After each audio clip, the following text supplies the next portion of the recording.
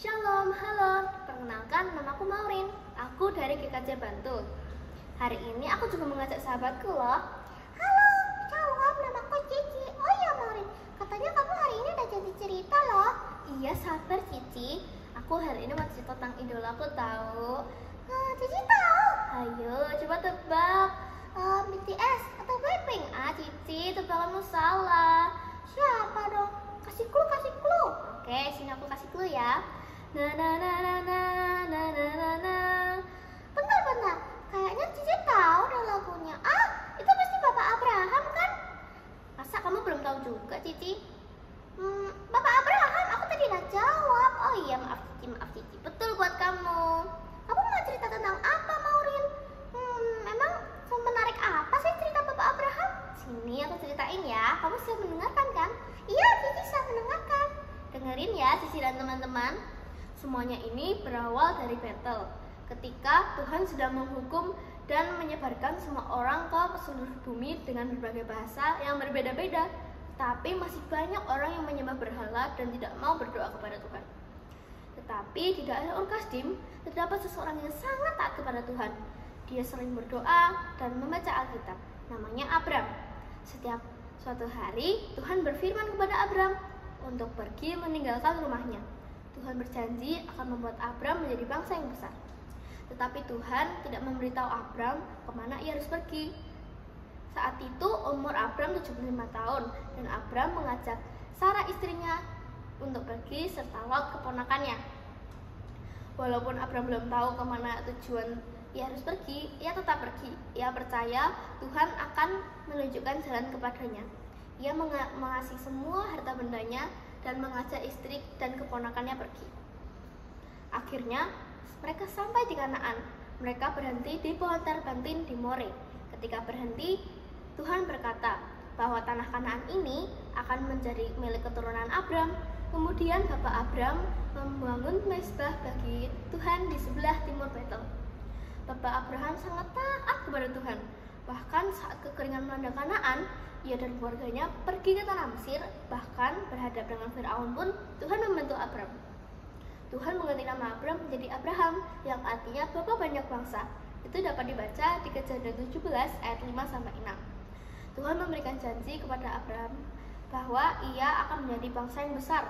Namanya akan masyhur dan ia akan menjadi berkat. Kamu tahu tidak Cici, ayat mana yang mengandung janji Tuhan kepada Abram? Bentar, Cici buka Alkitab dulu. Aku tidak hafal. Oke, coba buka Kejadian 12 ayat 2-3 ya.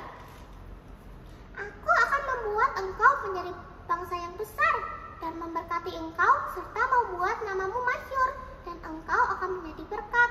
Aku akan memberkati orang-orang yang memberkati engkau dan mengutuk orang-orang yang mengutuk engkau. Dan oleh semua kaum di muka bumi dan akan mendapat berkat. Oke, selanjutnya Kejadian 15 ayat 5 ya. Lalu Tuhan membawa Abram keluar serta berfirman, coba lihat ke langit, hitunglah bintang-bintang jika engkau dapat menghitungnya. Maka firman-Nya kepadanya, demikianlah banyaknya nanti keturunanmu. Yang terakhir ayat 17 6-8 ya. Aku akan membuat engkau beranak cucu sangat banyak. Engkau akan kubuat menjadi bangsa-bangsa, dan daripadamu akan berasal raja-raja. Aku akan mengadakan perjanjian antara aku dan engkau, serta keturunanmu turun-temurun, menjadi perjanjian yang kekal, supaya aku menjadi Allahmu dan Allah keturunanmu. Kepadamu dan kepada keturunanmu akan kuberikan negeri ini yang kau diami sebagai seorang asing, yakni seluruh tanah Kanaan akan kuberikan menjadi milikmu untuk selama-lamanya, dan aku akan menjadi Allah mereka. Luar biasa kan Cici, Bapak Abraham sangat taat kepada Tuhan. Akhirnya ketaatan Bapak Abraham berbuah. Ketika ia umur 100 tahun, ia memiliki seorang anak laki-laki dari Sarah istrinya yang berumur 90 tahun. Itu memang kelihatan mustahil, tapi karena ketaatan Bapak Abraham dan juga kuasa Tuhan, itu tidak mustahil sama sekali. Ketaatan Bapak Abraham juga kembali diuji saat Tuhan berfirman bahwa Abraham harus membawa Ishak, anaknya satu-satunya, Bukit Moria. dan Bapak Abraham harus membunuhnya dan menjadikannya korban bagi Tuhan. Bapak Abraham sangat bingung, 20 tahun menjanjikan keturunan, tapi saat ini Tuhan berfirman kepada Bapak Abraham untuk mengorbankan anaknya. Saat naik ke Gunung Moria, Ishak memikul kayu bakarnya, sedangkan Bapak Abraham memegang pisau dan obornya. Ishak bertanya pada Abraham, "Di mana anak domba yang harus kita korbankan?" Tetapi jawab Abraham, "Tuhan sudah menyediakan." Bapak Abraham mulai menata mezbah dan menata kayu bakar.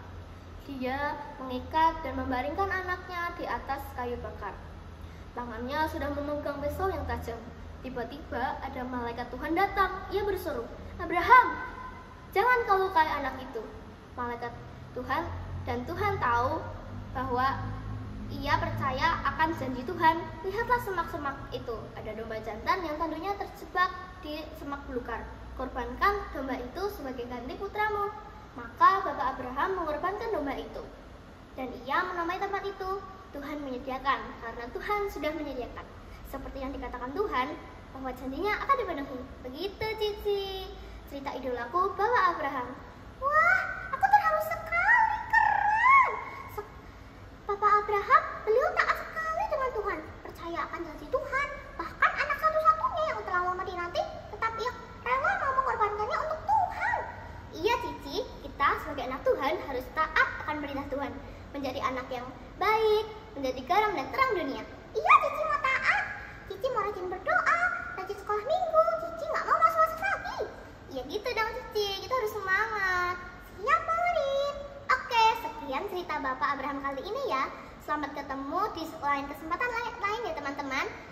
Maureen dan Cici pamit, shalom.